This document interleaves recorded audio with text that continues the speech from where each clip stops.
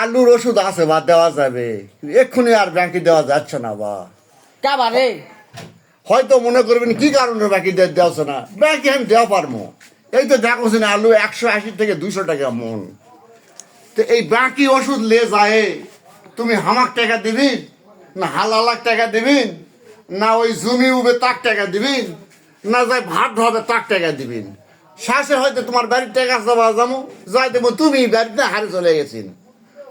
শেষ পর্যন্ত মনে করো যে আমার তুমি যাওয়া আসা বা তুমি আর বাকি লেস না, আলুর গাছ পচে যাচ্ছে পচেই যায়, করার তো কিছু।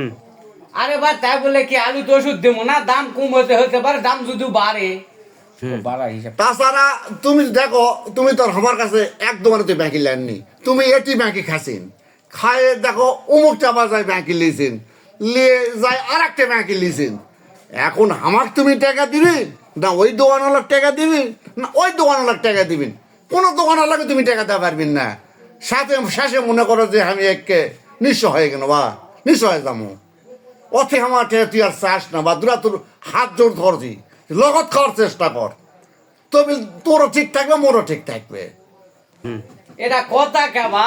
আলুর দাম না থাকার জন্য এই কৃষকের এই দুর্দশা। আল্লাহ, আলুর দাম কৃষক বাড়ে না, আর এইরকম ভাবে তো সংসার করা কঠিন। বা আসলে তোমরাও তো সত্য কথা কইছে, আবার আমরা কৃষক মানুষ বাড়ে আমাকেও একটা স্বভাব খারাপ আছে, এক দোকানের থেকে আর এক দোকানত যায় জিনিস নিয়ে আসে, এটা আগ করার বিষয়।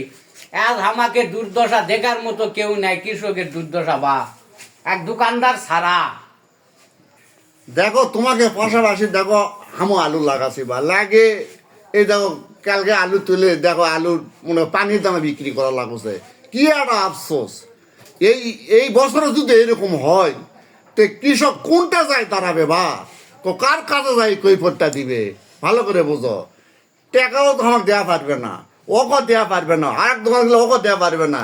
যাই ধান লাগাবে যাই ওই টাকা মনে করে ডুমার লোক ঢিল বাবারে সিলাইট জায়গা আছে ওই নাই চলেই গেল টাকা গেলে, আমরা টাকা আমাকে তো টাকা দিতে পারবে না, খালি আমাকে ঘোরাই লাগবে। এই বছরের টাকা ওই বছর, ওই বছরের টাকা ওই বছর তোমরা দেবে, তাহলে হবে কে বা কও? দোকানে ভাবে চলবে না, অত যাওছে না বা। ঠিক আছে বা, তোমাকেও তো মনের দুঃখ বুঝবে, এখন কৃষকের দুঃখ তার কেউ বুঝবে না। তে দেখি পরে আর কি করা যাবে। আমাকে দুঃখ তো কেউই বুঝে না, সরকারও তো বুঝে না। এখন আমাকে হলো দুর্দশা, এখন আর কি করবো? কি করবেন বা কও? আমারও তো কেউ দোকান টলমল ধরে গেছে বা বাকি যত টাকা দিছে তোলাই কঠিন হয়ে যাবে। এই তো আলুর দাম নাই, কুড়ি থেকে যে টাকা দিবে একমাত্র আল্লাহ পাকি জানে। এখন এই টাকা আমার আলু উঠলে আসবে না না কি হবে একমাত্র আল্লাহ জানে। আলুর দাম হলে ভালো, না হলে তো লোকজনকার বাড়ি যায় খুঁজেও পাওয়া যাবে না, তার এক চিন্তা। কি করবো কও? করার তো কিছু নাই। লাভা আমি আর ওই বুঝা পেরেছি, আমাকে কৃষকের কষ্ট মনে হয় জীবনে যাবে না যদি কোনো সরকার না তাকায়। যদি কোনো সরকার যদি তাকায় তাহলে আমাকে আনা ব্যবস্থা হবে। তা আমাকে আলু পচুক তাও যদি দাম বাড়ে, তা আমি কেন বা আবার টাকা নিয়ে যদি আসা পারি আসবো, না পারলে মনে করো যে আর আসবোই না। এবার যাস না ভাই, এখন কি করবো বা? ধর এক কেজি না ওষুধ নিয়ে যাবা, মন খারাপ করবো, শেষে নিয়ে যাবা আয়। এখন কি করবো কও? তোমাকে দুঃখ জানা আমি সহ্য করা পারছি না। টাকা এখন শেষে দিলে দে, না দিলে না দে, যা নিয়ে যাও। তার কি করবো বা? এই তো দেখলিন দোকানদার আর কৃষকের অবস্থা খুব খারাপ। আলুটা তো এখন বাঁচানো লাগবে, না বাঁচালে কবে চাষা আমার আলুটা মারিয়ে ফেলে দিল, চাষার দুঃখে আলু মরে গেল। শেষ পর্যন্ত আমার দোষাবিন এই দোকানে তো থাকলেও তুমি দিবি না।